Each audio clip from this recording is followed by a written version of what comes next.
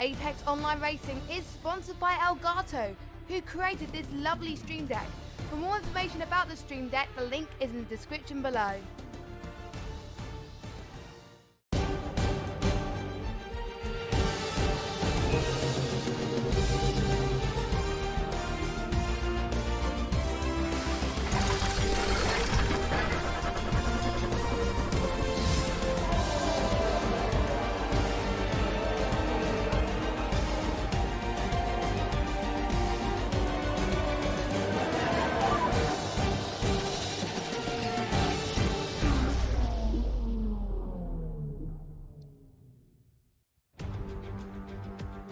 Welcome along to Melbourne for the start of a brand new Apex Online Racing season, and we are here in the spectacular city on the coast of Australia for the Australian Grand Prix, the first of 21 rounds of what should be an epic season of close racing action for some of the best drivers on the PS4 format.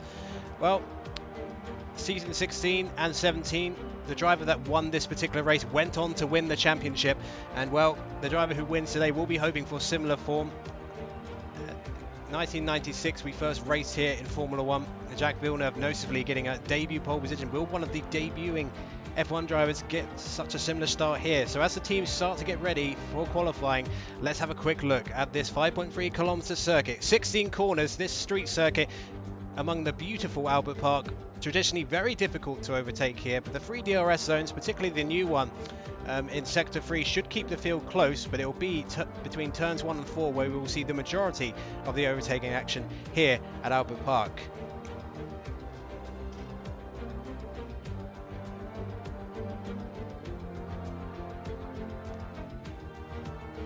And given that the overtaking is so difficult, the 18-minute qualifying session could be very vital, as track position very much key here, and of course the strategy may well prove pivotal during the race. 29 laps then in the circuit, and for the first time ever we will have a bonus point awarded for the fastest lap. Here is our tyre selection, standard Pirelli rubber here, inters and wets available as well should we get any terrible weather conditions. And now introducing to you the season 18 grid for AOR F1 on PS4, and we start with the Mercedes team, the reigning and defending champion TRL Schnitzel, alongside one of the most experienced drivers in the whole of AOR, Alex. And then up on the team for Ferraris, LRR2 and VSR Wayne. And then up next, the season 16 runner-up Williams Jim Roy alongside Jim Nardi Perez from Spain. And for Racing Point we have Hugh Golf and Alonso, the 2 RC drivers. And then at Rocket Williams we have the season 16 champion and the season 15 champion, Michael and Truesdale respectively, and the reigning F2 champion Blizzard and the experienced Ollie D for the Renault F1 team. At Toro Rosso we have Lee Finley and Speed Bari, the Iranian driver. And then at Haas we have the Pro Esports Draft qualifier for Witches alongside Nico Matteo, and for McLaren we have Save Frosty and Daniel Alves.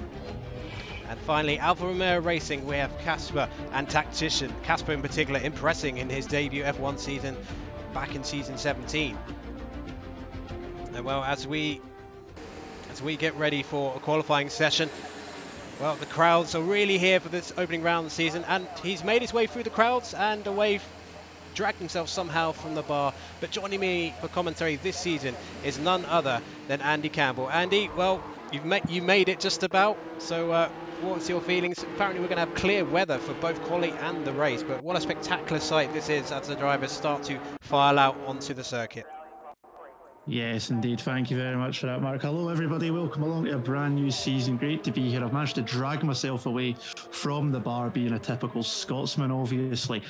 Dry race is going to mean that we don't have any worries when it comes to any wet weather tyres, meaning the drivers can utilise what they feel is going to be their optimum strategy. But as you mentioned in your introduction there, qualifying is going to be pretty key. Although it is possible to pass here, it's not the easiest. It is technically a street circuit, remember, of course, around here at Albert Park, and that doesn't make it the easiest of places to overtake. 3 DRS zones, as you mentioned as well. Turn 3 is likely to see plenty of action with that heavy braking down there. Remember, of course, seen plenty of accidents down there over the years as well. And if you can get a good run out of turn 11 and 12, that fast chicane, it is is possible to pass down into turn 13, but you need to be alongside because it is quite a shallow braking zone. But 19 drivers here this evening.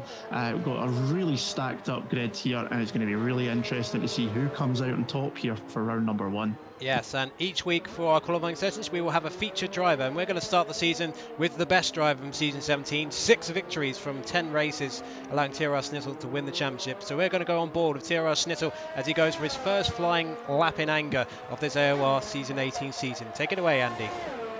Yes, here we go, down the front straight, DRS wide open to just touching 200 miles an hour. Pick your braking zone into turn 4, turn 1, sorry, 4th gear, flying in, out of turn 2. That was absolutely beautiful. On DRS for the second time, down towards turn 3. Pick your braking just around about 70 metres or so, down to second, quickly up to third, and bring it to the right, back to the left for turn 4. Through nice and easy. Turn 5 is completely flat out. You go through underneath the Pirelli bridge here, up towards turn 6, end of sector 1. 4th gear, 100 miles an hour, use the curb on the exit for turn 7, and then just drag it nicely with a line of least resistance through turn 8, up towards turn 9, heavy braking again, down to 4th gear for the Mercedes, through in the power one more time, through this curved section, the Albert Park late to your left hand side. No time to stop and do any power boating because this section here is extremely fast, 160 plus on the DRS on the way out of that fast chicane. Need to be careful of that curbing on the exit, down towards turn 13, late on the brakes, quickly grabbing 3rd gear, then back up to 4th, on the power through turn 14, flat out in 5th gear, drop the gears from 6th, then down to the slow section here, 2nd gear, quickly up to 3rd, then to 4th again to minimise wheel spin, through the final corner, onto DRS for the final timer across the line. And what is the time here from the defending champion? Well, it's straight into pole position. It's a 1 minute 19.4, 3 times quicker than anything else so far, and that is a marker right out the box. It certainly is from the reigning champion, and thank you very much for that immaculate hot lap as ever, as we had a thrilling ride on board with the Mercedes, piloted in expert fashion by Toro Snittle, and yet setting a very decent early pace there. And you know, we expected the pole time somewhere to be in the 1 minute 19s, but we're already under the mid 19 mark, and that's a significant advantage already, Andy. Nearly 4/10 of a second to Alvaro Anzo, which I may just mention is a reserve for tonight's race, replacing Jim Roy, who's absent for this race, as is Lee Finlay.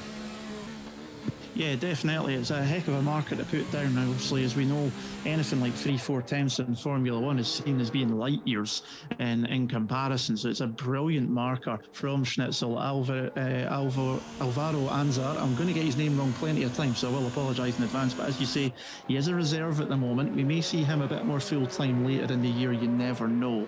But Speed Barry up there as well in 3rd at the moment in the Toro Rosso. And the drivers that are set a lap time all the way down to Ollie D in 12th, a second covering the field, just over a second at the moment, and I'll expect that will get closer before the end of qualifying. Yes, well, quite a lot of the drivers wanting to get their business done straight away with their banker laps, so 13 drivers have set times so far. Quite a lot of the drivers are back in the grid.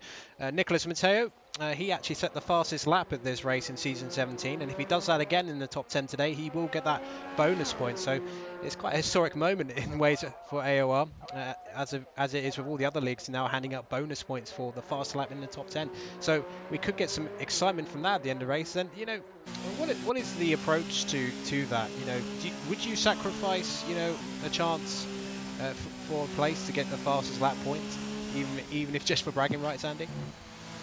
It depends how your race has been, I guess. I mean, for those like we've seen in the real life races, if you've got a free pit stop with about 3, 4 or 5 laps to go, there's no loss in at least trying it. As long as you don't bin it, then it's an extra point, could make all the difference come the end of the season. We've seen some really close battles before in AOR championships, and 1 or 2 points can make the difference, but I don't see too many drivers, if they're in a close battle, giving up track position on the road to go after that additional point. But if we see someone who's maybe 30 seconds clear of, you know, the next car, and they're in the top 10 towards the end of the race, it would not surprise me to see a few drivers come in if they have that kind of a gap. But here in F1, getting that kind of a gap is something you don't normally see too much unless there's been a major incident. So I think it'll be few and far between, certainly maybe in the early stages of the season, but no doubt somebody will prove me wrong in this race especially, no doubt. Now, back in Season 16, the actual outcome of this race was decided by penalties, which allowed the man who went on to win the Season 16 championship, Jim Michael, to win this race here at Albert Park back then. So penalties quite critical here, Andy, especially the section that Nicholas Mateo's coming up with, the fast right and left-hander of turns 11 and 12. Very easy to get a corner cutting penalty here, especially on a slightly more stricter game on this one. So penalties, do you think they may play a part in deciding the outcome of this race? It's quite possible. I mean, these drivers are the best of the best when it comes to PlayStation 4, so I would expect not to see too many penalties, but as you say, a prime candidate for it to happen would be that fast chicane at turn 11 and 12. And it's also a place where it's very easy to just catch that exit curve. It's a very high curve, and it's very easy to just spin the car around and put you across to the other side of the track and into the wall and out of the race altogether, or if you're lucky enough to only have wing damage and back to pit lane. So it really is a make or break section, and especially when it comes to qualifying. So the drivers will need to be very careful that they don't make mistakes through there, especially. That's where we'll likely see any corner cutting warnings and penalties as the race goes on, I would imagine. Yeah, well, as we see the Season 16 champion Michael flying through that thrilling section, and he actually significantly cut that corner. He may have invalidated, but we will find out in a few moments. Let's talk Formula 2. Last season in Season 17 Formula 2, there's a trio of drivers who have made the jump up to F1 this season. They are LRR2, VSR Blizzard, and Tactician 109. So let's start with R2 and Tactician, who finished third and second in F2 this season. So Andy, what are your thoughts on those two drivers, having of course covered those two drivers in F2 last season in the commentary booth? Yeah, absolutely. I mean, we'll start with R2, finished driver in the Ferrari. They are just coming around to complete his outlap at the moment. He had an outside chance at the championship last season, finished in third, had some really consistent runs towards the end of the season, picked his pace up as time went by, and he could be a bit of a dark horse in some races as the season goes on, as he starts to find his feet here in this higher tier. Blizzard is someone that quite a lot of people do know of, even though this is his first time in the top tier in AOR. Season 16 champion in F2, him and Tactician basically had a near season long battle to decide it, and he took the championship in brilliant fashion at the final race in Brazil, where he took the victory from pole position also. So rounding it out brilliantly. He's another one to keep an eye on. He's still improving all the time.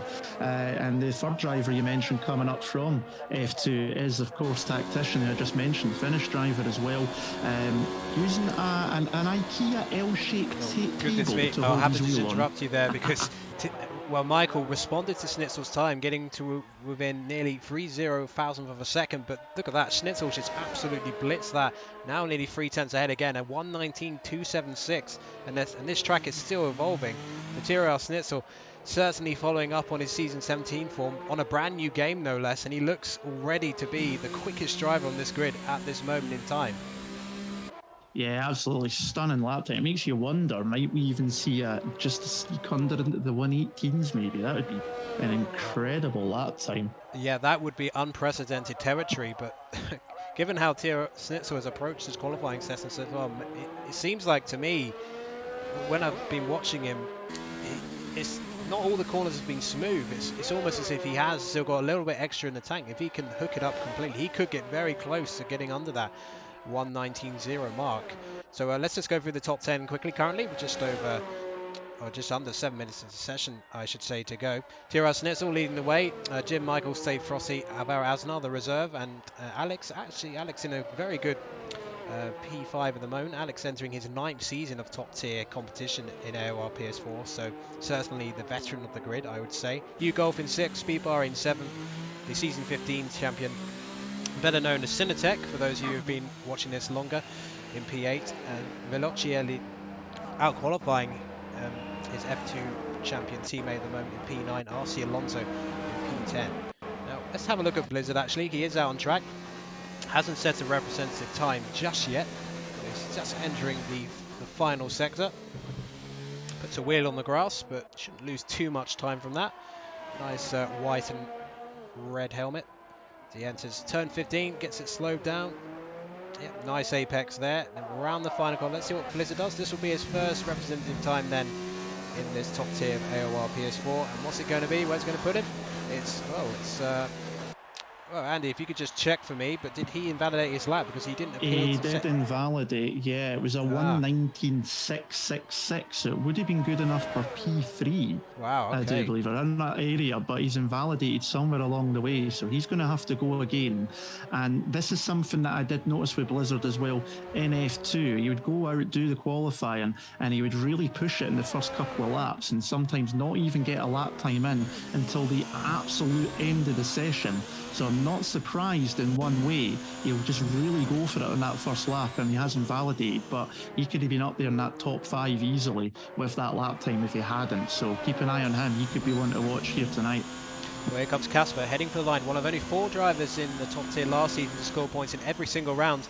And 7th place in the races was kind of a typical position for Casper. And once again, his consistency shining through, and he puts himself into the top 10 at that time.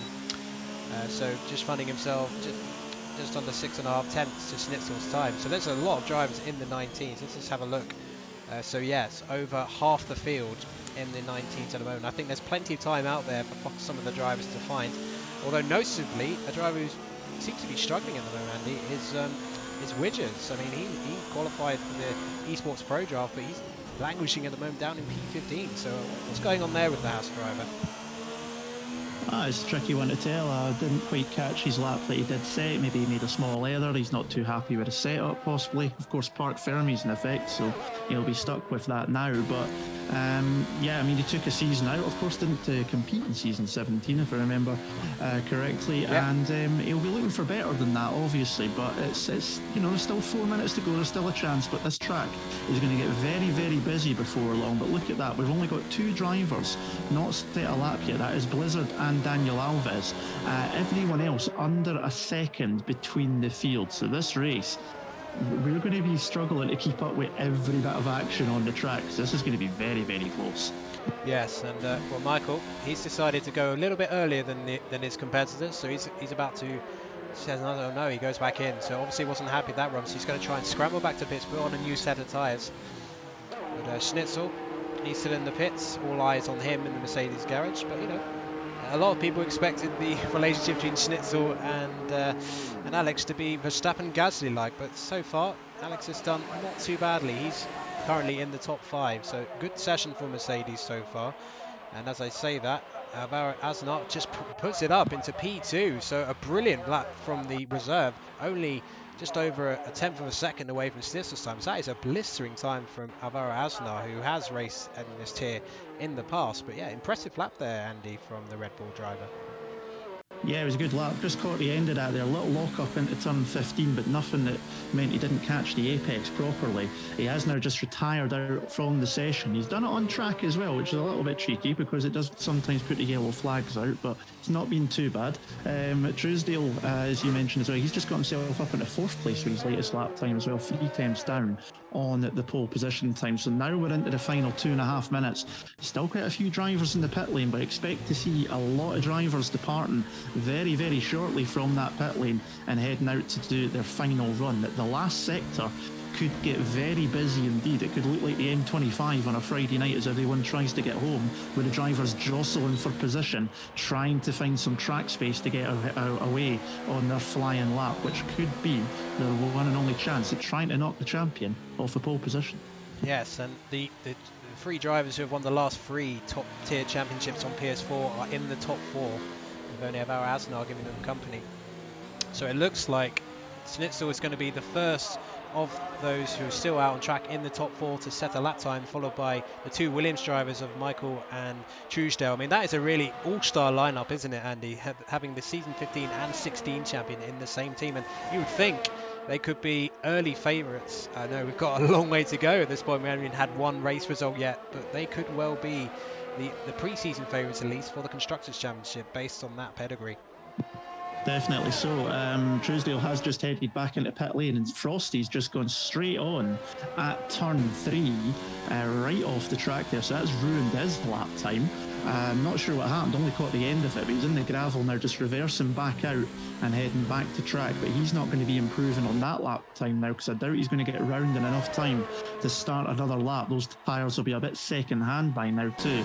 So the Williams driver and the McLaren driver basically committed to no better than 4th and 5th now as we come into the final minute of the session. It's pretty busy out there. We've got yellow flags about because of Frosty coming back on track. We get yellow flags in sector 3 as people stack up towards the end of the sector trying to get a gap. Everybody except for Alvaro, Anzar and for Truesdale are on laps. So there's 17 cars on track right now. Very, very busy around here at Albert Here comes Park Snitzel right to now, the line. and it's going to affect them. Oh, he does not improve. So no improvement for Snitzel, but he's not exactly done a bad time so far.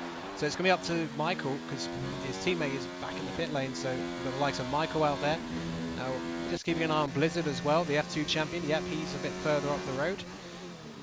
Where is Michael now, actually? Just want to see where he is. Sector 1.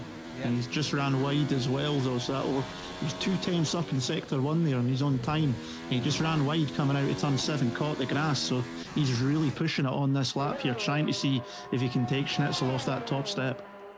Yeah, so Schnitzel's finished his session. More drivers are finishing as well. Nardi Perez in P13, R2 in 17 on his AOR Tier 1 debut, and Daniel Alves in P19. So let's see what Blizzard can do. One of only 2 drivers who haven't set a time, so if he hasn't got this right, that is game over for him. Earlier on, he would have had a time good enough to get into the top 5. Will this be the case? The reigning F2 champion, where is he going to end up now? And it's P5, so a top 5 above the Season 15 champion. So that is a very commendable effort. Here comes Michael for the line. Can he threaten Schnitzel's time? And no, he cannot. So that's P3. Is there anyone else out there who can realistically do any threat? Nicholas Mateo finishes in P14. What about Casper? Casper is still out on track. Wayne's the next one across the line. Looks like an in-lap to me, and Wayne He's returning. On lap, yeah. Ollie D, is he on the lap? He seems to be pushing. Tactician into the last corner now. So the Alpha coming through, the Finnish driver. Currently 16th, and he stays there as well, so he's going to need a good strategy if he wants to do anything in this race. Ollie D coming to the line now. Really heading for the line, and it's still only P12, so that is the end of that for that qualifying session. And Casper's pitted, so that's it. No one's going to better their times now, and our grid is set for round number 1. Yeah, so just as it was in Season 17, Tieraz Schnitzel has taken pole position by just over a tenth of a second to Aval Asnar, the reserve, with a highly impressive first appearance. And well, if he keeps performing like this, Andy, Jim Roy may not get his seat back. Yeah, definitely. I mean, I think we might end up seeing Alvaro before the end of the season a bit more. We just need to see what happens as time goes by, but it's definitely a good way to show that he's got the pace to have a go at it here. And P2 is a great chance for him to try and upset the odds, so to speak, and take out the defending champ. But Schnitzel doing exactly what you'd expect from a defending champion, comes straight out of the box and sticks up in pole position. Tieraz Schnitzel then takes pole position. Joining him on the front row, Alvaro Asnar. Row 2, we have Michael and Speed Bari putting himself up to P4. Blizzard with an impressive debut, reigning F2 champion in P5. Truesdale in 6th, 7th and 8th for Frosty and Alex. Hugh Golf and Casper, P9 and P10. Then we have Wayne and Ollie D, row 6. Row 7, Alonso, Nicholas Mateo. And then row 8, Nardi and Tactician. And then we have Widgers, R2 and Daniel Alves making up the final part of the grid. So as we watch some footage from earlier in the day when they did their historic demonstration lap, your initial thoughts on qualifying, who, apart from the obvious, Schnitzel being pole position, who caught your eye in that qualifying session? Well, I mean, it might be a bit biased to me being from F2 last season, but Blizzard right up there in the top half of the table, definitely one to keep an eye on. It's obviously hard to overlook, though, your defending champion and the likes of Michael, and those kind of drivers. It's going to be a really, really interesting race. So the top 10 will all be starting on the soft tyres. Everybody done their qualifying lap on the softest compound tyre, which is the C4 compound here at Albert Park, and it's expected to be a one-stop strategy here today. Likelihood we'll probably see soft to hard tyres for the top 10, maybe mediums if someone is really, really kind to those tyres. The softs will go off pretty quickly. From the earlier Oceania race from this morning, they were making pit stops as early as lap 6 and 7 on those soft compound tyres, so we'll need to keep an eye out on that. Keep an eye out though for anyone outside the top 10 deciding to just go for a long run on maybe the hard compound, and we'll need to just see what people are on. Yes, well, let's as the formation lap gets underway, nice to see that classic car footage from any day entertaining the fans, but Tiro Schnitzel leading the grid away then. So let's have a look at the tyre compounds for those outside the top 10. Interesting choice, and yeah, Andy, have a look at these compounds, but also let us know, you know, the one-stop strategy has dominated the past 2 games. I expect it to be the same here, but if you give us some specifics on the possible strategy we're going to get for this race. Yeah, I think, as I say, likelihood is likely to be a one-stop strategy. From speaking to a couple of the drivers earlier on, it seems to be the most obvious way. 2 stops is slower in a dry race, but obviously if someone maybe has an incident early doors, they might decide to just go gung-ho and go for it, see if they can get themselves back up the field as quickly as possible.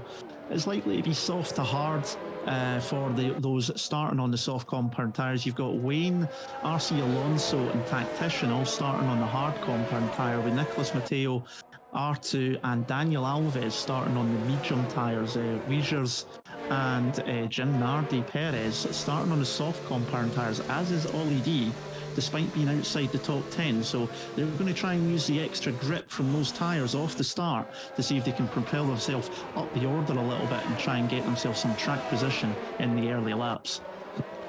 Yes, and just a reminder, the last 2 drivers who have won this opening round of an AOR PS4 Tier 1 season have gone on to win the championship. Tiro Schnitzel will certainly be aiming to win here yet again as the grid begins to file into the main straight. It's a 248-metre dash from the start-finish line to turn 1, a very tricky turn 1 to negotiate. Getting 2 cars through there, let alone 3 as we sometimes see, may be almost impossible, but hopefully everyone gets through in one piece. The grid forms. Alvaro Asnar, not sure Schnitzel would have expected Alvaro to be alongside him, but Alvaro is certainly there on merit after an excellent qualifying, and the tension rises then from the crowd as we get ready to go racing here for the first race of 21 this season, and it starts here as traditionally in recent times at Australia. Just need those 5 red lights, and here they are then, 5 red lights on the main gantry. Lights down, away we go. It's a solid start from Schnitzel, but watch out for the Red Bull of Alvaro on the inside. That's a brilliant start. Alvaro can't get covered by Schnitzel because he's already then down the inside goes the Red Bull driver. Schnitzel's been squeezed out down to at least P3. People all in a Renault off in the background, and there's more contact at the back of the field. I'll go back with Andy, see what else happened there, but Schnitzel's going to have to try and go round the outside of the Toro Rosso to maintain position. Yes, he does. So Schnitzel getting squeezed at turn 1. Hard but fair racing, but he is down to P3 straight away, and that promotes Michael up to P2. But Alvaro Asnar with an absolutely sensational start. Andy, it looks like not everybody got through at the start of the race. What happened there at the back? No, I didn't quite catch what happened with a long camera angle, but it was Blizzard that you seen flying off to the left in the Renault. He has wing damage to the right hand side, as does R2 in the Ferrari as well. He was the second one. You seen the Ferrari kind of jump up in the air as well, so he's going to be struggling here. He's got Tactician on the back of him, but it was Blizzard that went flying off to the side of the road, and he went Renault off as well, and that's Ollie D at the chicane, and he is off now, and he's got damage too, so it's going to be a busy pit lane for the Renault boys. Are going to need 2 front wings. Didn't quite catch what happened to Ollie there, unfortunately. We just caught the end of it as he spun. He was side by side with one of the racing points. I think it was RC Alonso. Not sure if there was contact made, but that is Ollie down at the field, and he needs a front wing change as well. So the Renault mechanics are going to be very, very busy shortly. Although I think Blizzard is actually, no, he is into pit lane, so he's going to come in now. His teammate will be in as well. R2 has carried on, despite the fact that he's got his wing damage, but what a dream start for Alvaro Anzor, taking the lead into turn 1, and Michael jumped ahead as well, getting ahead of Schnitzel, who's dropped down to P3 already. Biggest gainer on lap 1, Nardi Perez, down in 10th place. He's already gained 5 places from his starting position, using those soft compound tyres to absolute brilliant effect. Yes, well, yeah, Schnitzel, you know, he got a decent start, but, you know, just struggled to get through the gears a little bit. And Navarro just got an absolute monster launch, perfect timing on the lights, and that allowed him to get the inside line, which is what he has on that side of the grids. And, you know, Schnitzel, you know, he just couldn't fight it anymore, got squeezed out, nearly lost P3 to speed bar as well, but as we saw, defended the position nicely going into turn 4. Now he's got a bit of a job to do. Last time at season 17, when he was driving for Renault, he ran away with this race and won by a country mile. But if he's going to win today, he's going to have a much fiercer fight on his hands. But it seems like to me, Andy, that Alvaro, on this lap in particular, seems to be not having as much speed as the 2 drivers behind him, because he hasn't been able to get away so far as the DRS is about to be activated. Yeah, he just didn't quite get away. Just obviously maybe the drivers behind just finally getting to grips with things. You can see them, they're in a line. The Red Bull goes to the right hand side trying to break the slipstream, but you can see there, that's what most of the field in one picture shot, and the top 3 are basically nose to tail through turn number 1. I was just keeping an eye down the field. Tacticians finally got past R2, who still stayed out with that broken wing, but they're already dropped well off the back of the next car, which is Daniel Alves in 15. Viejers has just got past Alonso into turn 1 as well there in the Haas, so that puts him up in the 12th position. But it's such a fight. There's, you know, all the cars still so close together here, but being so early, and they're all running nose to tail, and with the DRS in 3 different places, it's going to carry on for a lot of the race. We've got RC Hugo just losing out on a couple of positions there. I think he's ran wide. Does he have any damage? He does not. He's got Wayne all over the back of him into turns 9 and 10, but that's allowed Casper and Nardi Perez through, as that Racing Point seems to be struggling at the moment. Must have ran wide coming out of turns 6 and 7. The Ferrari goes through of Wayne, and Viejers Flores is going to try and go through, but no way to go through the chicane there, and he's going to have to pull back in. He's got DRS and a much better run now down towards turn 13. He's got the inside line as well, and he's easily going to make that move stick, but the Racing Point tries to go to the outside line. They're off the track. He's forced them off track there a little bit. The Haas stays on, and Hugo drops behind his teammate and the other Haas now of Nicholas Mateus, so it's been a horrible lap for Hugo. One mistake early on, and he's lost about 5 places there before the end of the lap. And Michael dives down the inside of our Asnar to take the lead on lap 4. Can Alvaro come back at him? Not sure if he'll have DRS. Schnitzel behind him will. Will Alvaro attempt to go down to the inside? No. So gets it done. Michael will slow down. So Schnitzel will be up next. So I suspect that Alvaro may have gone a little bit too hard early on in this race. He may have some temperature issues on those tyres, because he seems to be really struggling with rear grip. As we just saw, some of the traction out of the corners not as good as the likes of Michael Schnitzel around him, but perhaps even Asnar himself was surprised to be in P1. Here we go then, Schnitzel having a quick look. So we saw some frantic action in the midfield just now, but it looks like the F2 debutants who got promoted to F1 for this season all struggling. Tactician, Blizzard and R2 in different order, the top 3 of the F2 Championship last season on AOR, all languishing 16th, 17th and 18th respectively. Alvaro now has a DRS and can close in on the gap. Meanwhile behind, Truesdale is under threat from Stave Frosty, and Alex is in P7 with Casper, Nardi and VSR away making up the top 10. So we're going to stick with Schnitzel, because I think Schnitzel may be about to launch an assault on the Red Bull of our Asnar. So we're just going to have a look at the winners and losers as well in terms of positions gained so far. Well, Nardi Perez 6 gained, Wiggers has gained 6 as well, 5 gained. Daniel is by far the biggest loser in terms of the positions. 12 lost for Blizzard. Absolutely disastrous start for him, and with that pit stop, there isn't a safety car. It's going to be very difficult indeed for him to come back. Alvaro trying to close the gap to the Williams. With these 3 DRS zones, very difficult to get a 1 second gap. Sometimes you have to rely on 2 cars battling behind for the car in front to finally break that 1 second. And Alvaro runs wide as we had to go to the end of sector 1, and that's going to compromise his speed massively. We do sometimes see moves into this upcoming corner, and I think Schnitzel may be in a position to go for it. Yes, look at that. He's got the gap. Can he go lay on the brakes? Yes, he will. Oh, get squeezed again by Alvaro.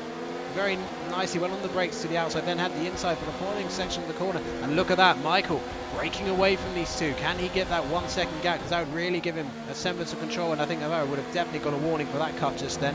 That gave him a good run out of the corner though. And that will frustrate Schnitzel slightly because he took the corner properly and did not benefit, as Nicholas Matteo picks up one of the first time penalties of the race. So Michael, Alvaro, Schnitzel your top three, but Speed Barry keeping a watching brief, and he's probably looking after his tyres pretty well. He's not getting too close to the back of that Mercedes, so he'll be hoping that they will be making some mistakes to allow them to close further. Interesting question asked in the chat, why are they so slow in the race? Well, the simple reason for that is they're running a full tank of fuel, and until they burn that off, they'll be going a lot slower than they would be in qualifying, which is very low fuel runs at the end of qualifying. Schnitzel having another look, but again with Alvaro having the DRS, he's not able to close down. Nardi Perez has pitted. Andy, is that for wing damage? That seems kind of early, because I believe he was outside the top 10. He was just inside the top 10. Didn't see any change to the wing there. Was trying to watch some of the midfield battling as well. He's gone on to the medium compound tyres. I think that was an expected pit stop. Maybe just not enjoying the softs and just wanted to try and use some early doors to try and get up the field a bit quicker. So he's rejoined in P16. That's a long way to take a set of medium tyres. They are durable, but are they that durable to do over 23 laps before the end of this race? So we'll need to see how that one works out for the second Red Bull. Down the field, Vejers has made his way up to P9. Wayne is having a heck of a battle with Hugo and Alonso over 10th, 11th and 12th. Daniel Alves in the back of that as well in 13th. They're pretty much having a bit of a go. In fact, I'm looking at Hugo now going up the inside on Wayne, and he's spun the car out at turn 13. He's missed the wall, thankfully, so no damage to the racing point. Went up the inside and just lost the rear end of the car, and round he goes. That's what the yellow flag is, and he is back underway now. Schnitzel into pit lane now, so the first of the leaders blinks, and he's going on to the hard compound tyres, so he's going to try and take them all the way to the end of the race. It is possible to do. It's still a long order, but these tyres should be capable of doing it. The medium tyres maybe a little bit more suspect, but that keeps Michael in the lead with Alvaro Anzar second, puts Truesdale up into third position now, so it's a Williams 1-3 at the moment, and Speed Barry keeping tabs in fourth position. Yes, Schnitzel comes down P15, has a little bit of traffic at him, but I think Hugo may have damage to his wing, so should be able to make short work of that particular car. Now the question will be, will Michael respond? He's got Alvaro Aznar just behind him. There's now a bit of a gap to his teammate Truesdale behind. Speed Barry just being overtaken for that position. So Schnitzel will be looking to get the huge undercut on the two drivers' head. He started pole position, he dropped to P3, but he's decided, he's elected to go for the earlier pit stop, which could hurt him later on in the race, but it might give him track position if he can get those hard tyres up to temperature. He's already got past Hugo. We mentioned he had damage after that spin, so that was always going to be an easy move. He's got a nice clean track ahead of him, 6-second gap to Tactician up ahead of him. So let's see what Alvaro and Michael do. Will either of the Red Bull team or Williams team respond? And Michael does. Nope. So Michael into the pit lane, 37-mile-an-hour speed limit at this particular track. Just over, best part of 20 seconds pit lane loss here at this particular track. So we're going to keep an eye on the Williams driver as he pits, and then we're going to switch directly to Schnitzel to see if there will be any change on track. Undercut versus overcut. Let's see what happens here. Schnitzel is on the main straight. This is going to be very close, Andy, because here comes Schnitzel, and the Williams just coming out now, and Schnitzel may just out-drag him to turn one. Will they go side by side? No, Schnitzel has made the undercut work with an absolutely brilliant outlap after his pit stop. Yeah, that's worked an absolute treat there. Gets him up ahead of Michael that he'd lost out to in the opening laps of the race. So that puts him now what is technically the net lead of the race at the moment. He's 21 seconds off the leader off the race on those fresh tyres. And I think that when Alvaro Anzar decides to pit in the Red Bull, I think we're going to see that Mercedes back out in front of the race. So the undercut a bit more powerful here than some tracks because of that slower pit lane speed limit, 37 miles an hour, as you say, down pit lane while the cars are going past on the other side of the pit wall, doing over 160 plus down the front straight up to 200. So working out very, very nicely there for the defending champion, and he's back out ahead of one of his main rivals here for the race victory tonight. Yes, and interestingly, Jim Nardi Perez has gone onto the mediums, as you mentioned earlier, and he's now actually closing onto Michael. He'll have much better tyres in terms of performance. They're significantly faster than the hard, so Michael may have a bit of a problem trying to fend off Nardi Perez. Schnitzel may have the same problem. So here comes Alvaro Aznar, who pits for a set of tyres, and he's gone for the hards as well. So that puts Truesdale into the lead.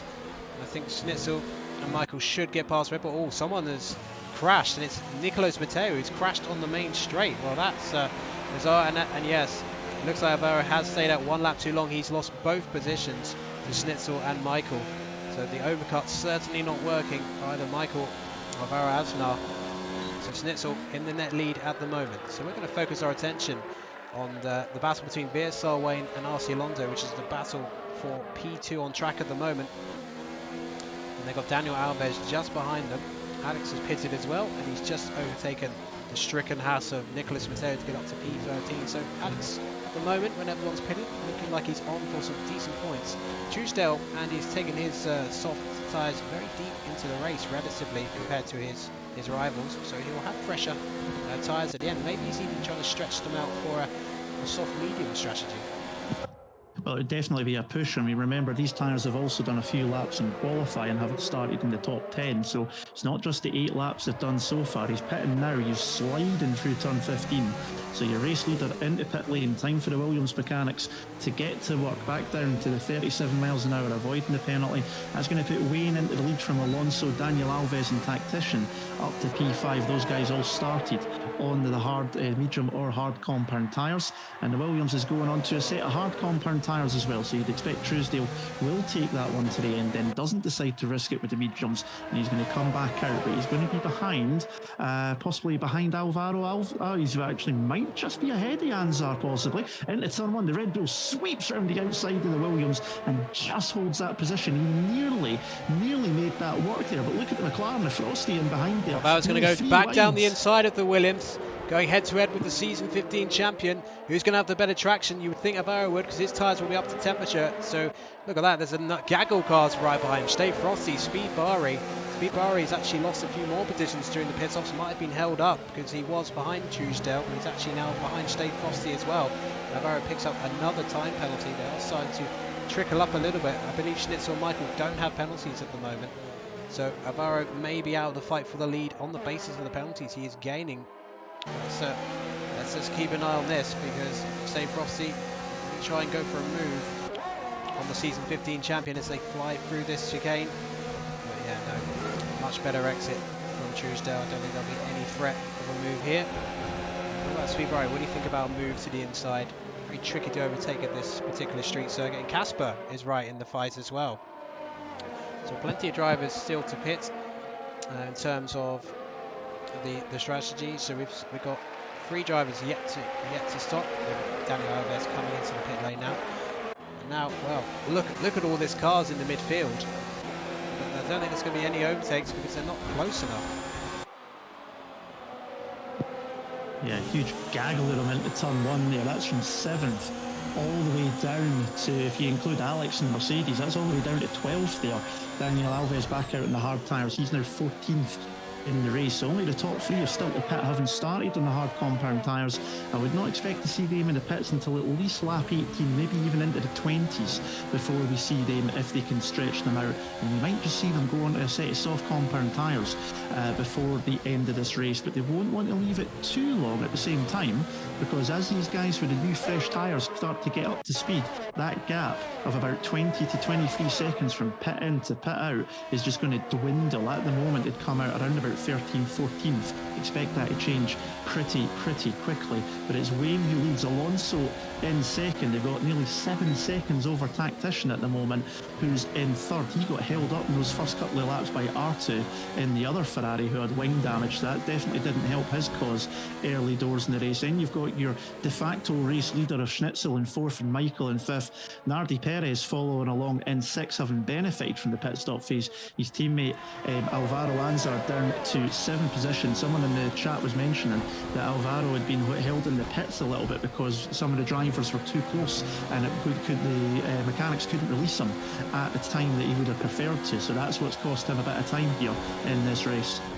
Well, here we go then. Schnitzel diving down the inside of Tactician, and a potentially crucial moment in the race. Michael was rapidly catching up. Oh, and look at that. He wasn't able to get past Tactician as well. That may give Schnitzel a chance for some breathing space, but Michael picking up a time penalty to turn 1. Oh, Tactician getting a bit in the way of Michael on a completely different race strategy. Michael eventually getting past, but that's cost him a bag of time. Just in DRS range of Schnitzel too, but now he's got a 3-second penalty. Unusual to see the season 16 champ pick up a time penalty, and Schnitzel, well, if he knows that, he'll be very pleased with that, because that will give him a bit of breathing space, because he had well over a second to Michael after making the undercut work, but Michael, with searing pace on those hard tyres, was able to claw back within DRS range again. And Schnitzel once again running wide out of the chicane, which will allow Michael to get ever closer, as in the background of Asnart just overtakes the tactician. I think that's Alvaro. Oh no, that's Jim Nardi Perez, I should say, going up to P5. Alvaro Asnart actually having a fast and furious battle with Truesdale behind. I want to see if we can get a little bit of that action. Meanwhile, up front, it looks like RC Alonso is closing in on VSR Wayne, both on the hard tyres. Heading up towards the end of this second DRS zone on the track, but once again able to fend off the position. Michael trying to close the gap to Schnitzel, but again denied, just not able to get in touch, and will go straight down to Speed Barry. Can Speed Barry go for a dive to the inside and stay frosty? No, he cannot. There's a couple of sort of mini trains of Asnart or yellows in sector 1. What has happened? Daniel Alves. Daniel Alves. Turn 2. Well, he was near VSR Blizzard. I don't know if he's had some contact with him, but either way, it's another miserable moment from the McLaren driver. And that is him down to P16. So there's plenty of close battles out there. It's very hard to keep on board of all of them. But yeah, Michael, you know, he's probably, takes a massive cut again. That's 100% another warning he's just got. So he's on the verge of maybe getting another penalty, and this is all playing into the hands of the reigning defending champion of AOR PS4 F1. And now heading towards the end of sector 3. Michael, he's been here many times before, but he's up against it a little bit. He's got to try and force Schnitzel into a mistake that would give him a 3-second penalty, so there'd be parity between the two drivers. But look, clear track ahead of them now. And this will allow Michael, who seems to have managed his battery a lot better than Schnitzel so far. Schnitzel has just over 30%. Look at that, Michael's got nearly 80% battery, so he's managed it really well. So he's biding his time for the time being before launching an attack.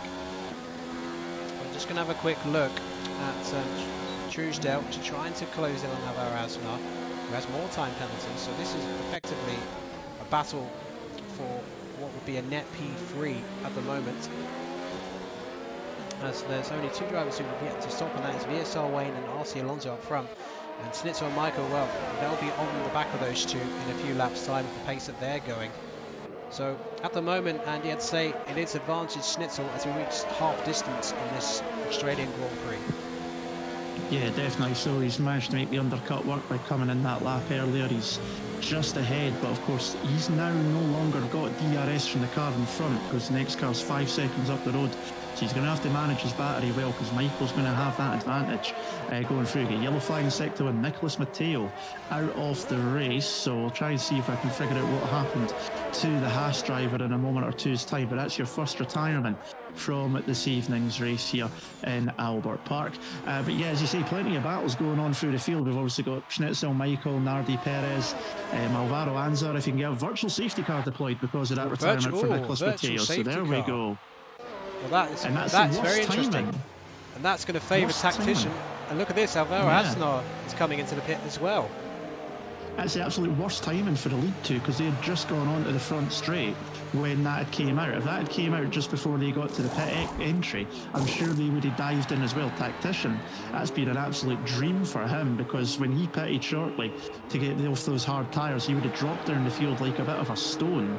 And Alvaro Anzar's decided he fancies some fresh rubber, taking the cheap pit stop. So they're coming out in 11th and 12th place. Vijers has pitted as well. Blizzards also came into the pits for some fresh rubber, but that was the worst timing in the world for Wayne and Alonso. They were already past pit entry when that was deployed, and that would have been the perfect time for them to come in, as the green flag is back underway and we're back to green flag conditions here. But yeah, that's worked out nicely for Tactician. Let's see what he can do with it. Yeah, did anyone get caught out by that restart? No, Schnitzel and Michael got it solidly done, but yeah, completely right there, Andy. Wayne and RC Alonso, that was terrible timing for them. If that had come a bit earlier, they would have been able to come in for fresh tyres, and they would have been in a great position for some big points, especially with the fresh rubber they would have had.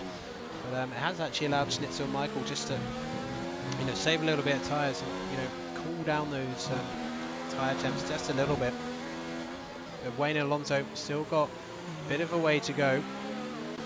And RC Alonso pits now. But the likes of Tactician may well have gained quite a bit out of that. And, well, the VSR Wayne carries on, so that promotes Schnitzel and Michael up to P2 and P3 respectively, as Blizzard picks up yet another time penalty. It's not going particularly well for him. But this has actually promoted Truesdale into a net P3 position. So Alvaro, it's a bit of a gamble from Alvaro. He's going to have fresh medium tyres to the end, but he's going to have to stretch them just a little bit. So this may not work out for Alvaro, in fact. So he may have played himself out of the fight for the podium, because not only he's got to catch up to Truesdale, he's got to, you know, get the time back in terms of the penalties, unless of course Truesdale does get some time penalties himself.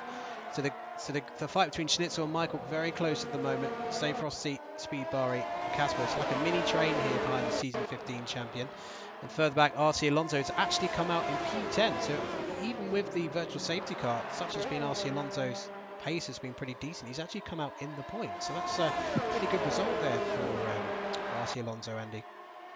Yeah, actually, when you look at it in the wider picture now as we see it, because Tactician and Alvaro Anzar came in during that virtual safety car, which was great as a safer Tactician, as Michael's actually just sneaked through and into the lead of the race there on Schnitzel, and that was coming out of turn 13. Just missed the end of that personally on my own screen there, but he's now moved himself up into what is the net lead of the race, the Williams driver. But does the champion fancy a move? The Williams goes to the inside line. DRS for the Mercedes coming up towards turn 1. Does he go outside, inside? Michael comes slowly back to the racing line, which he's entitled to do in one move. But here comes Schnitzel one more time now. DRS again. He's got the battery turned up. Can he make a move into turn number 3? Again, Michael just comes back gently to the racing line in one swift one movement. He's entitled to do that, holds the line, and he holds on to first position for now. But as I was just saying, because Tactician and Anzar pitted, it actually left a gap behind Alex that RC Alonso was able to slot into very nicely.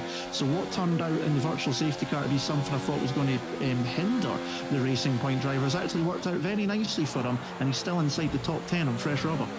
Yes, well, I wasn't expecting an overtake to happen between Schnitzel and Michael in sector 3, so apologies for missing that, the viewers. Normally you would not see an overtake happening there, but battle joined between the season 16 and 17 champion. This is the kind of thing we definitely want to see, as Nardi Perez picks up another time penalty. Those mediums, they won't go to the end, so I think Nardi, if he can come out in the top 10, he could well be an early favourite for getting that fastest lap towards the end of the race. So Schnitzel now may not know about the penalty, so he's going to have to try.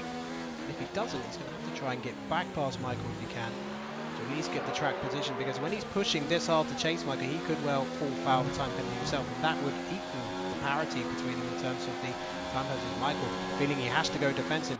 Schnitzel seems to have much more straight line speed. It's almost as if it is a Williams versus a Mercedes in real life, despite the fact we are, of course, running equal cars in this particular league. Schnitzel, I don't think he's going to be close enough for an attack here. Go through the middle of sector 1. Very neat and tidy from both drivers, as you would expect. Michael slightly over the curbs, but nothing untoward there. And Schnitzel then keeping a watching brief just behind. This will actually give him an opportunity to get some battery back, because he can use the slipstream of the car ahead to keep close to Michael. So he's got the battery down pretty low in an attempt to get his battery back up in case he needs it later. So just biding his time at the moment. Lap 18 then of this Australian Grand Prix. Been plenty of action so far here, despite the close confines of this street circuit, as the fastest laps are beginning to tumble a little bit. LEDs, the latest, 123.349 on the medium tyres. Just want to see if there's any other, but I'm just going to not try and miss an overtake this time. Schnitzel is very much able to follow behind this Williams very closely, so has the car beautifully set up by the looks of it. So let's see, out of the final corner go, and it looks like, yeah, Nardi Perez pits then, and I wonder if that will be for another set of mediums or maybe a set of softs. Since we're not quite as close this time, not getting as good on the power for the exit of that corner. Looking at some traffic ahead. I think that may be a McLaren up ahead. Actually, it could be the Ferrari of R2, actually. Yeah, I think it is LR2 up ahead. RC Alonso up to P9, but yeah, Nardi Perez has gone into a nice, oh no, actually he's dropped a couple more places. He's actually come out in P12 behind Alvaro Asnar. Well, I have to admit, Andy, I don't think that gamble from Alvaro Asnar is going to pay off, because he's come out in traffic and he's been stuck behind Tactician for several laps now. Yeah, definitely. So it's the timing worked.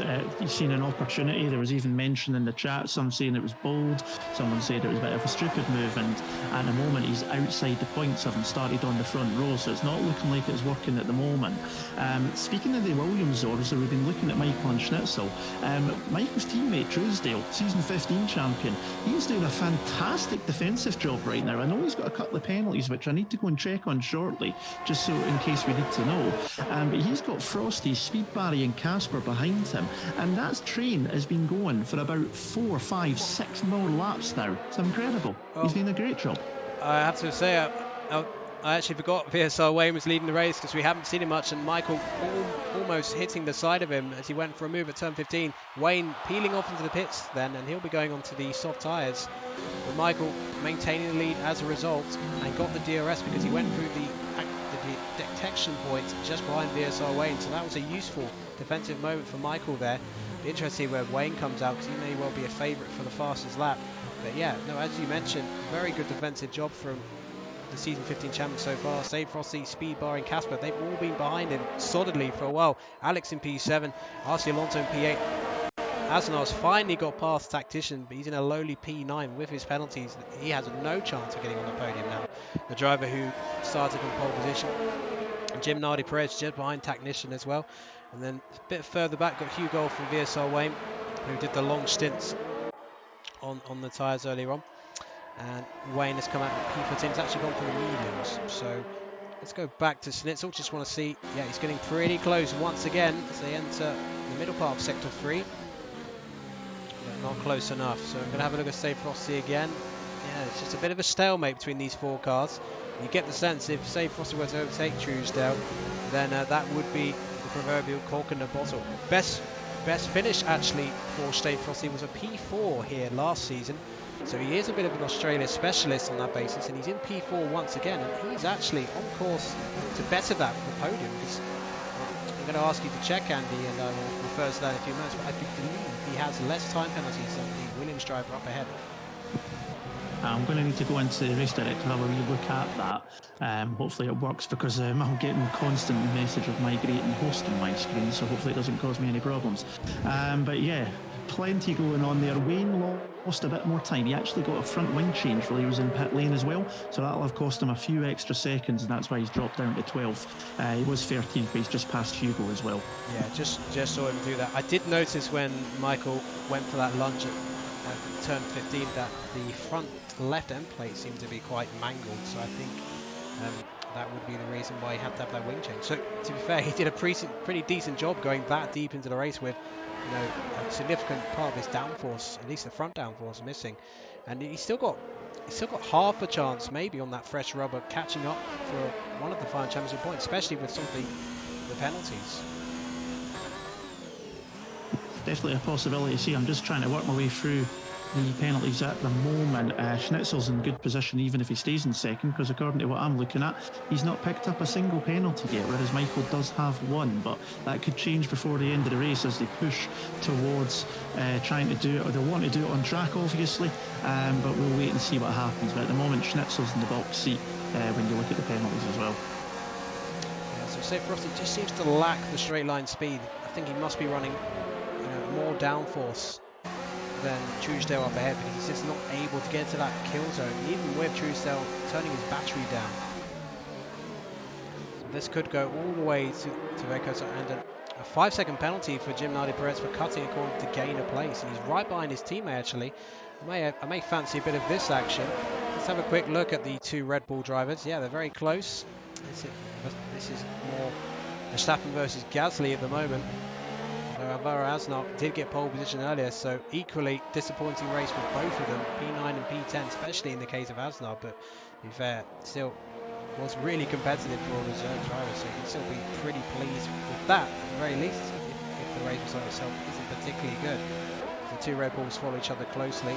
We're going to go back to Stay Frosty because that seems to be the key battle at the moment.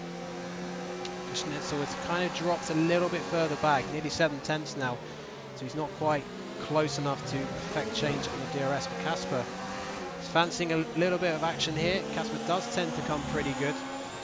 Finished P7 here last season and had a very consistent point scoring season every single round, including 3 5th-place finishes, which enabled him to finish 6th in the championship. So, you know, very consistent point scorer.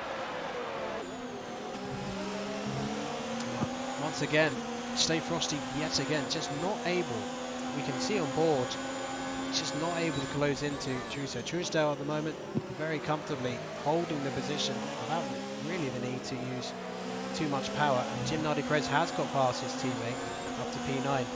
So the penalty situation for P3, what is that looking like? These 4 cars, who's in the prime position at the moment to take that final step in the podium? So out of the 4 drivers, Truesdale and Speed Barry are the only 2 with penalties. They've got 1 3-second time penalty each. Frosty and Casper don't have any at all. So at the moment, it's Frosty who's looking good for that final podium just now. That's maybe why he's not pushing as much as he needs to. Yellow flag somewhere in sector 1. See if I can pick up what that might be. It's the Renault. It's Blizzard. He's off track again. Oh dear. It's coming out of turn 4 and 5. He's back on now. Just trying to see if he's picked up any damage to that Renault. Tricky debut here in F1 for the F2 champion, maybe just pushing a little bit too hard, and yeah, this will be one to forget for him, unfortunately, down in 16th. Yeah, well, we just caught a shot of a very glum looking Alan Prost in the Renault pit garage. It's been a pretty disappointing start to the season. The team that dominated the Constructors' Championship under Tiro Schnitzel and Jana Opmer last season, don't forget, absolutely blitzed the competition. It's looking at very disappointing start for them, and Stay Frosty almost in vain trying to get past him. May know about the penalty situation perhaps as well. Maybe that's why he's not going all out, but seems to be pushing pretty hard to get past this car. But Speed Barry, Casper, they keep a very watching brief. You just know that one little instant here could change the very face of this battle for the podium. Or Stay Frosty picks up a time penalty, and that is going to be huge news for Casper, Andy. Casper's now in a prime position if he can keep it on the track, and if I remember rightly from having a look through, I don't think Casper's picked up a single warning all race. If he has, he's only picked up 1 or 2 anyway, so if he can keep it going, he's in a really good position to finally get a debut podium in F1. And as you say, he was consistent last season in his debut in F1, just not able to get onto the podium, but points in every round, and he is now in a really, really good position. I'm sure he'll know that very well. And I have to do this quickly, Mark, I'm really sorry, but every time, hello Mr. and Mrs. Casper, I know you are watching, thanks for joining us. His mum and dad are always watching, and I think that's absolutely fantastic. Yeah, well, no, that's definitely worth mentioning. Once again, Schnitzel closing the gap. And it's so funny point. Schnitzel, in terms of the penalty situation, is in the position to win the race, but if he makes one single mistake, picks up a penalty, Michael will win this race. And that is how tense it is between the Season 16, Season 17 champions, who have been the absolute class of the field today. 7.6 second gap to the Season 15 champion. So it is incredible that the champions from the last 3 seasons are currently in the top 3 positions. Although Casper could be on for a podium, which would be an incredible result for the Sauber driver. But let's remind ourselves actually what the positions gained have been in this race so far. So 2 gained for Jim Michael, 3 gained for Truesdale, 3 for Stay Frosty, 4 gained for Casper.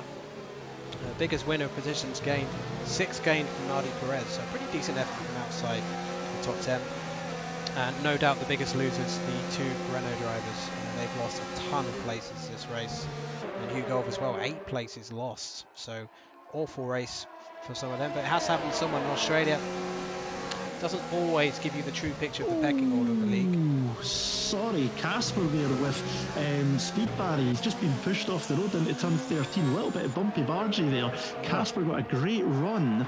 I think it was just he got a run, and there was a defence from Barry, which then Casper tried to switch to the outside.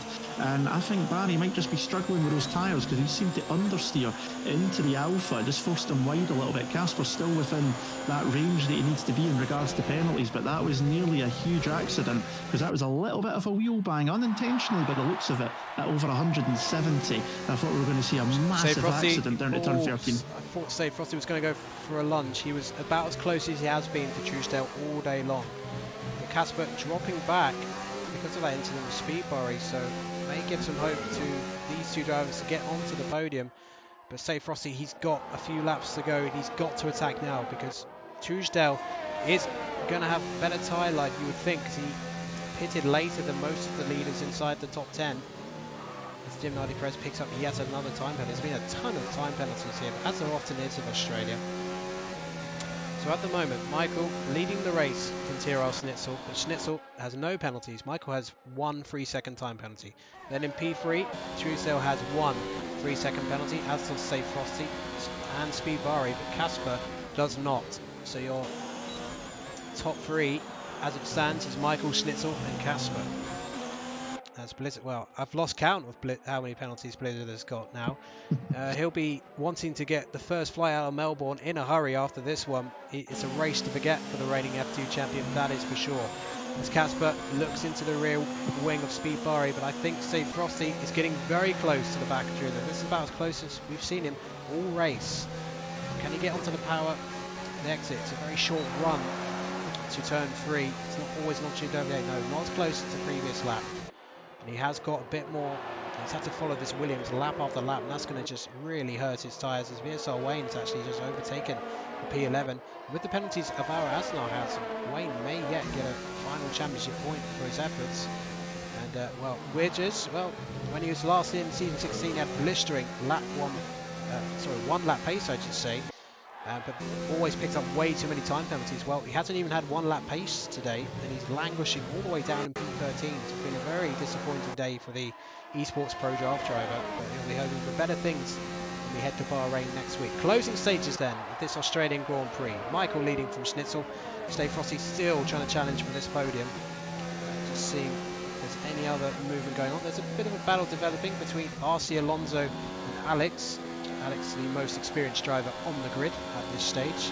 We're not that close yet, so I think we'll stick with the battle for P3, because now Speedbarry and Casper are starting to come back at these two drivers after their little incident that Andy mentioned a few laps ago, as only he picks up another time penalty, which, well, they may as well go home at this point. They'll be starting miles back in Bahrain at this rate. So here we go then. Stay Frosty very close into turn 1, but not able to get into that sort of proverbial kill zone here. Did he go for a lunge? He's only got just under 2 laps to go to get the move done. And all of this is just allowing Speedbarry and Casper to get ever closer. Just going to have a look at RC Alonso, because RC Alonso is now within DRS range of Alex, so we may see a battle for P7 on the final lap. But let's head to the top 2. Tyrrell Schnitzel making a bit of a meal off the middle sector, and that's allowed Michael to gain a 10th or 2 on him. We're going to go straight back to Stay Frosty, because Stay Frosty once again within 2 tenths of Truesdale. So this next section of corners could well be crucial. Stay Frosty has got to follow this Williams closely, try and get a really good exit. When he does, and I think he may have a run here going into sector 3. Truesdale's going to cover off the inside, and behind Casper having a look on bar as well. Round the outside, Stay Frosty goes. He's going to keep his foot to the floor. They're still going to go side by side into turn 14. Season 15 champion tries to squeeze him out, and he does successfully. That is brilliant defending from the season 15 champion. Stay Frosty thought he had it done. I thought he may have got it on the outside, but just couldn't quite get it done. But Truesdale seems to have destroyed his tyres completely. Doesn't seem to have anything left, which is strange, because he's got 2 less laps on these tyres compared to the drivers behind him. So I'll carry on with these guys for a few more corners, because we'll have to have a look at Tyrrell Schnitzel and Michael. Oh, they are actually battling. What's happened? Side by side. They're side by side. Side to 6. He's gone through at turn 5. He's also got the run. I just caught the end of it. He must have got the run out at turn 4. Side by side, rounding outside the turn 5. And the defending champions just snuck it on the last lap. He's not waiting for penalties. Round the outside at a place you never overtake unless there's a problem. And the Mercedes up into the lead of the race on the final lap. That's incredible. Well, Michael's going to try and come back, and he's going to try and go for a move round the outside of the S-bend. Surely not. That would be outrageous. But no, Michael may have to settle for second here. Or will he? He's going to at least try and take the honour of it on track. Look at that, Schnitzel going across the left just to cut off the gap. Oh, Michael has a slight gap right in front of him. Oh, it's got almost half a chance on the inside. Can he go for a dive to the inside? Wow, this is far closer than last season's race. Michael will try and get a run on the final corner, but I think it's going to be all too late. Tyrrell Schnitzel will head for the line, and he is going to take the Australian Grand Prix victory from Michael. Absolutely brilliant. We'll go straight to the podium battle. Who is going to take it? We suspect it will be Casper. Crossing the line will be Truesdale. Stay Frosty just ahead of him, but Casper will cross the line and he will take the podium position. A brilliant drive from the Sauber. I should say Alfa Romeo. but Michael, well, he did have that penalty, so ultimately it wouldn't have mattered either way, but Tyrrell Schnitzel was like, no, I'm going to take this position on the final lap and take this victory by right, and he's done exactly that. So Speed Bari finishing 6th, RC Alonso 7th, Alex in 8th, Wayne finishing 9th in the event, Navarro Asnar in the end, surviving pole position, not pole position, P2, finishing in P10 in the end. Tatchis in 11th, Harley Perez. We're just waiting for the last finishing as we go on board with the race winner. What a victory! What a victory for Schnitzel. He's done it again.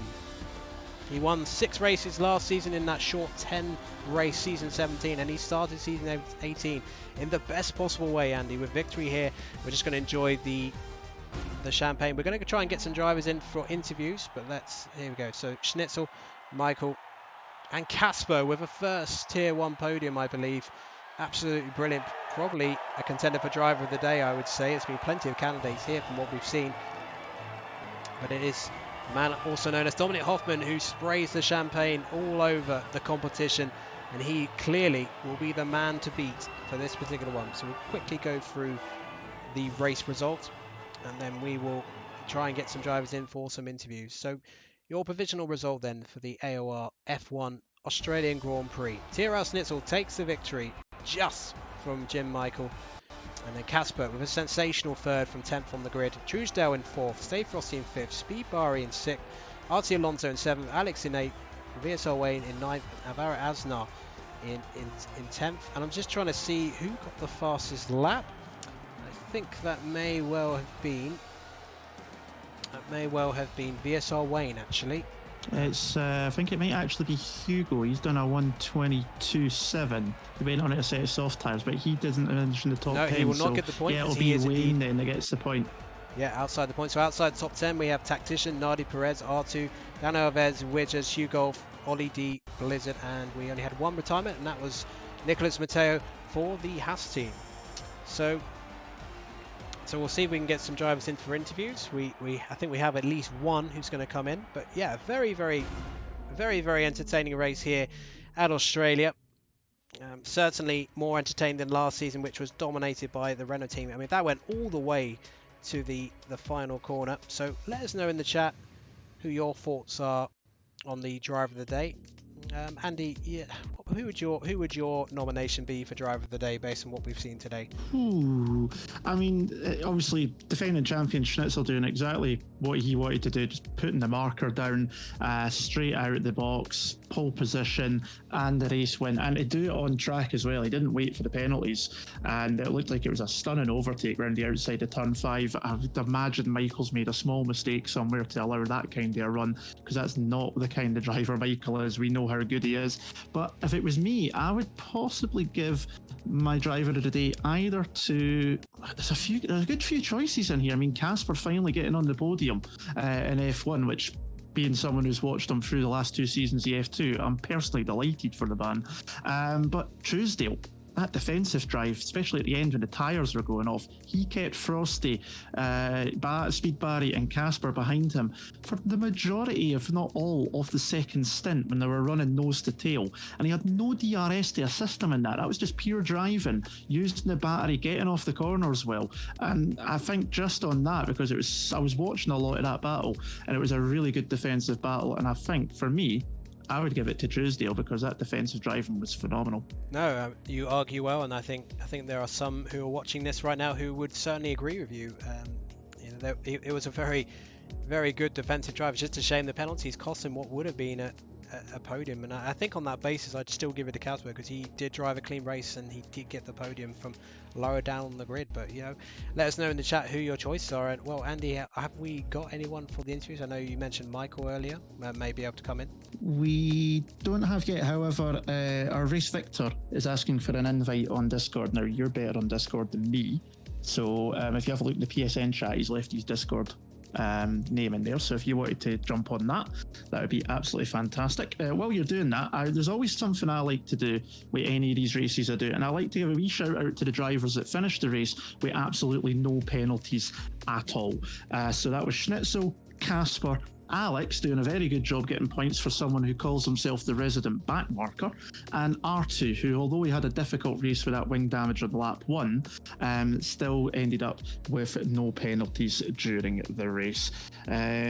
Hopefully going to get Michael in here as well, but we'll see if we can get the top 2 at least into the chat and see what their thoughts were on what was a thrilling race. It was a really good race, plenty of action through the field, the midfield especially really close, and yeah, we'll hopefully get at least the top 2 in very shortly, as they've both shown interest to come and join us. So hopefully you're having some good luck getting Schnitzel in. Michael's just messaged me asking which commentary box he needs to head to, so he's making his way up from Park Fermi just now, hopefully. Yes, that will be commentary box number 1. That will be. I think I have sent an invite out to Dominic, so hopefully he got that. I think Casper's going to join us as well. Oh, excellent. Yeah, so bear with us, folks. We will get some interviews going. Just trying to let's try and do that again. Michael's saying it's locked, so I don't know how that works. If I put it in the PSN chat, so hopefully they'll get that. Here's hoping. If not, then we'll need to figure out how to do it for next time. But this is, sometimes you need to learn some things on the fly and you don't realise just how tricky it is to do. Yeah. Oh, actually, we could switch. There is actually another one which it doesn't have a lock on it, which is ready for interview. So if we go yeah, Casper's in there actually, so that's a shout. I'll do that just now then. Okay. Go. Yeah. I'll just let the others know. Yeah, we are nearly there, folks. We'll be more efficient with this in future. It's just something it's something a little extra we want to give to you each week. Thoughts of some of the drivers. But yeah, the first one was always going to be a little bit slow. But yeah, let us know in the chat what your highlights of the race were. There were plenty of them. Very entertaining race at the Melbourne Grand Prix circuit. And yeah, we've got Michael in here now, so we're just waiting on the race winner. Yeah, indeed. So we're waiting for, hopefully he can come along. I think what I'll do at the moment, no, just unless he drops in like within the point that I finished the sentence, I think we'll just get started here so we're not leaving too much dead time in between. And we'll start off, there we go, just as I'm finishing the sentence, he shows up. Impeccable timing there from the race victor. So let's then start in order with our race victor. We have the top 3 in the chat. Thank you very much to the 3 of you for joining us here this evening. Starting with the race winner, Schnitzel. Fantastic race, defending champion, coming back for season 18, and you've put down a marker straight away. Pole position in qualifying with a fantastic lap in the low 19s as well, and stealing the race victory on the final lap as well. Just talk us through some of the race from your point of view, especially towards the end there. But what was the opening stint like? You know, you were just keeping it clean because you didn't get the greatest of starts. You lost out 2 places in the opening lap. No, that pretty much just set the tone for the rest of the race, where I had to do something different to regain the lead, because on this track, even with fresher tires, it's really hard to pass.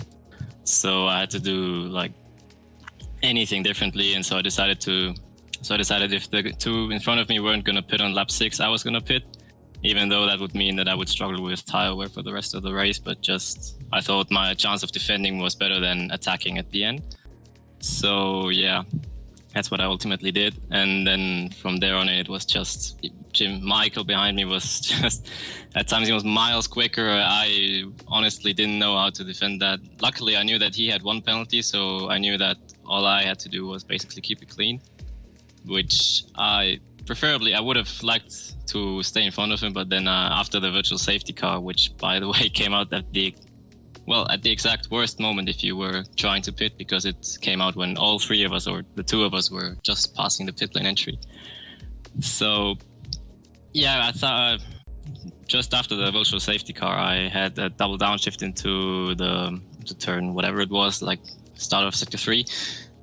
Michael could get back past. He immediately did another mistake, so that just showed that both of us were just pushing for the win, and just an awesome battle, especially with that last slip up from Michael on the last lap, which where I didn't really know if I wanted to go for it, if I wanted to risk a secure victory, which would have meant staying behind him and just waiting for the penalties to kick in. But yeah, both of us we were having some fun, and it worked out in the end, and really great race for Michael as well, it has to be said at this point, and just looking forward to the season ahead.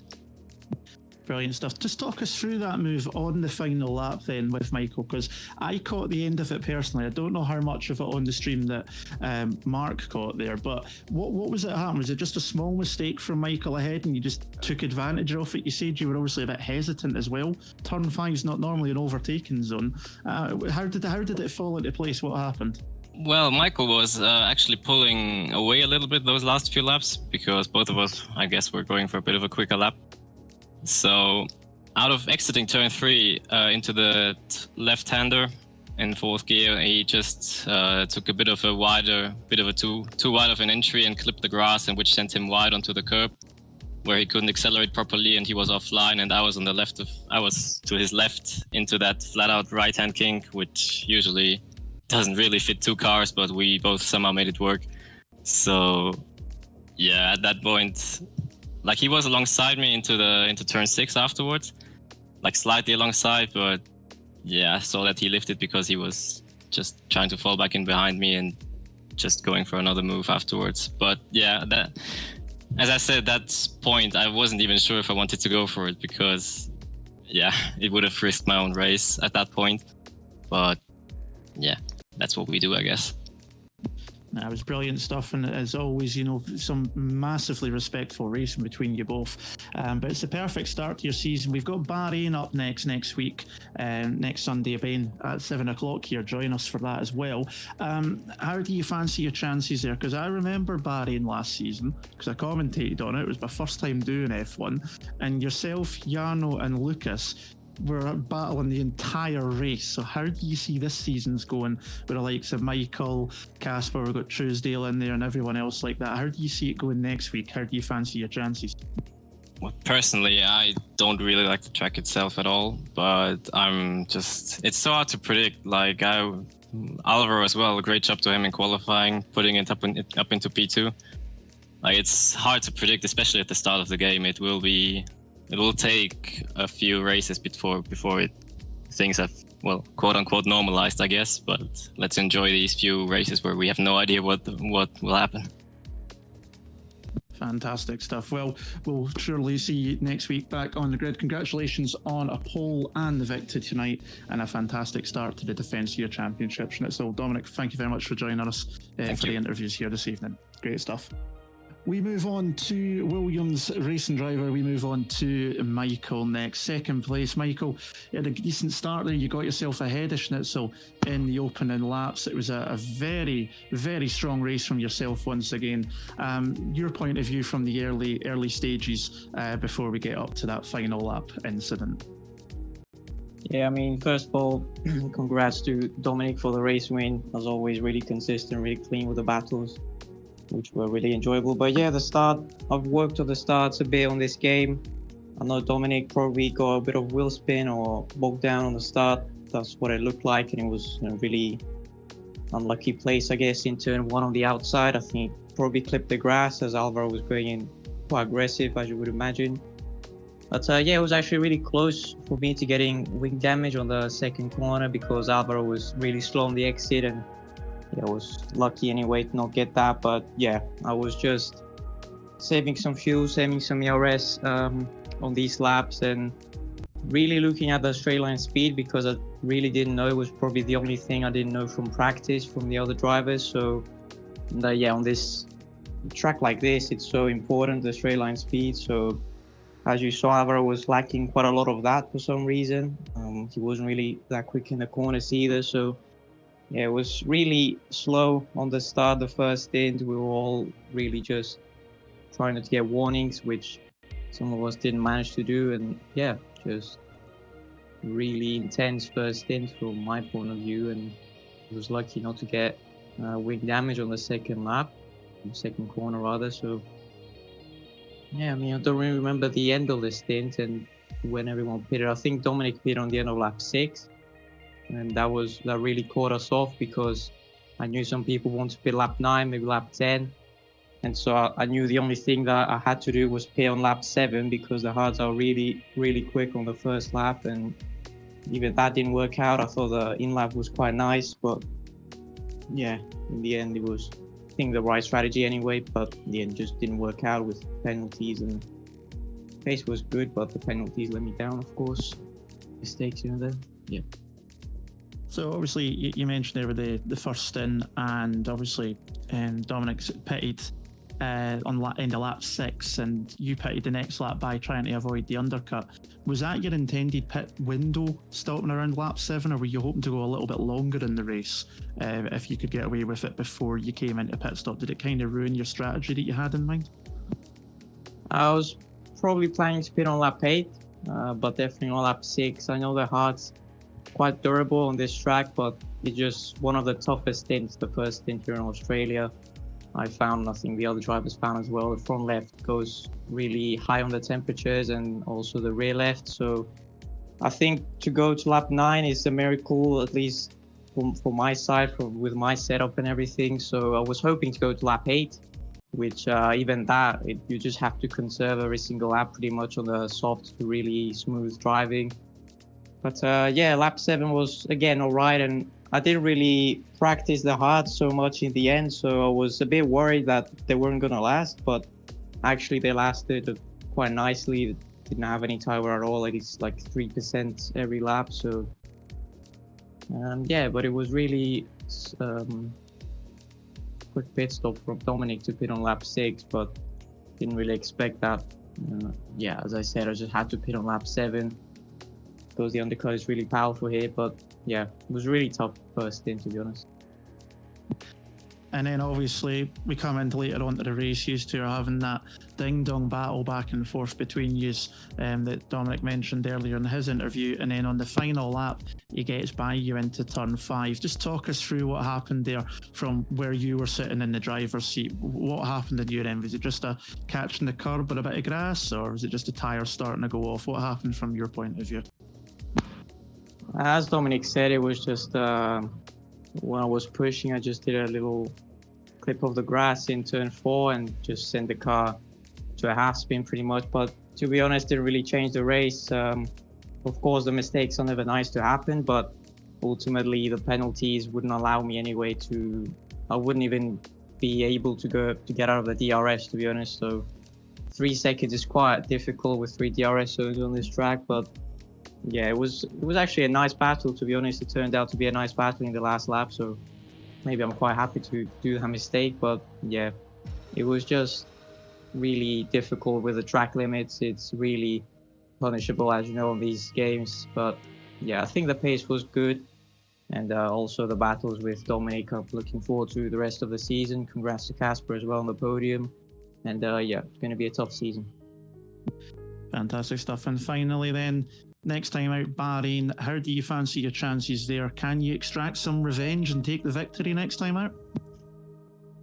Hopefully, probably not, because I'm away from Monday to Friday. But yeah, anyway, I don't really like the track, as Dominic said. I don't think many people like it, but it's the same for everyone. We have to go through it. And I think it also provides some nice battles, 3 DRS zones as well, I think, there. So I think it's going to be exciting anyway. We'll see how it turns out. Australia to Bahrain is quite different tracks, so we may see the grid order also a little bit different. So yeah, we'll see how it goes. Fantastic stuff. Well, Michael, thank you very much for joining us as well. Congratulations on the P2 solid performance tonight, and we'll see you next week in Bahrain. Thanks very much for coming along, bud. Thank you. We move on to the final interviewee tonight. It is Casper, the Dutchman in the Alfa Romeo, taking his first F1 tier podium. And obviously, Casper, me and you, as people may know, I've obviously commentated on you for the last 2 seasons in F2, F1, and I'm going to be honest, although my mic was off, when you crossed the line and got third, no offence to the other drivers, they've done great, I had a bit of a smile on my face. I was actually really happy for you. Talk us through your race from your point of view, my friend. Yeah, so qualifying, I didn't have DRS in qualifying, so unfortunately my lap wasn't that great. And I had to start from P10, which is literally one of the worst places to start, considering the guys from P11 onwards can start on whatever tire they want. Clean in the early laps and gain points, because others made some mistakes as well.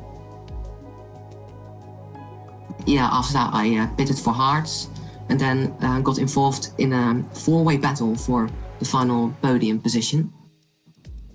And all those 3 guys ahead of me, they had penalties and I didn't. So I managed to keep it clean and get the podium. Yeah, no, it was fantastic stuff there. You obviously mentioned starting down in 10th position, meaning you were behind some of the action that happened in the first couple of corners. We noticed in the background Blizzard going off to the right-hand side. I think R2 got caught up a wee bit in that as well. What did you see from your point of view in that first corners going on there? Because we had quite a long camera shot, I believe. I certainly did. Couldn't quite make out exactly what was happening. Did you see it any better? Can you see what caused it all? Well, the only thing I saw is Blizzard going off the track on the right-hand side, turn 2. And yeah, I saw he lost his wing. And that was just a free position for me, so I'll take it. So you didn't see much more than that. Just trying to put together the jigsaw pieces, basically, for the rest of the race. But then, obviously, you went on into state, and as you say, you had that great 4-way battle between, it was yourself, Truesdale, Stay Frosty, and Speed Barry. Now, I caught a little bit down towards turn 13, where I think you got a great run out of the chicane on Speed Barry, went to the inside line, and I think you came across the defend a little bit later than you were expecting, and you swung back to the outside and then kind of pushed wide onto the grass a little bit through turn 13. How was that from your point of view? Because it looked like it was just a one-move defence from Barry, but it was just obviously you had that much of an overspeed. It meant it looked like a bit later than it would normally be. How did you see it? Yeah, obviously I was stuck behind that train for the entire race, but then exiting the second part of the chicane, I finally got an opportunity to overtake Speed Barry. He went slightly defensive, but not really to the inside, so I decided to go for him, but then I believe he moved a little bit more to the right, so I had to back out of that and quite a bit later and was alongside him, but then he pushed me off the track and yeah, he kept the position. So do you then feel that that was a little bit on the line and it was okay, or was it just a little bit over the line where he could have given you a little bit more room then? At that point in the race, I was raging, but yeah, I think these things happen, you know, and you can't really avoid these things. You're probably on the radio to Jeff screaming for the penalties, but there you go. But you know, you were one of 4 drivers not to pick up a penalty, and it's meant you've got this podium. We're in Barry, and I'm going to ask you the same question as to Dominic and to Michael as well. How do you see things going next week in the desert, under the lights as well? And when do you think we'll maybe see you next on the podium? Where do you think's your best chance to maybe get back up here? Well, tomorrow I'll be going on holiday for 1.5 weeks, so I'll miss Bahrain and I'll be back for China. Fortunate, but also good to take a small break. My best chance to get a podium, another podium this season, I believe, is Spain. I'm pretty fast around there, so I expect my chances to be high. Fantastic stuff. Well, listen, congratulations on that debut F1 tier podium. No penalties made at all for you, just sticking where you need to be. Casper, congratulations, and thanks very much for joining us as well.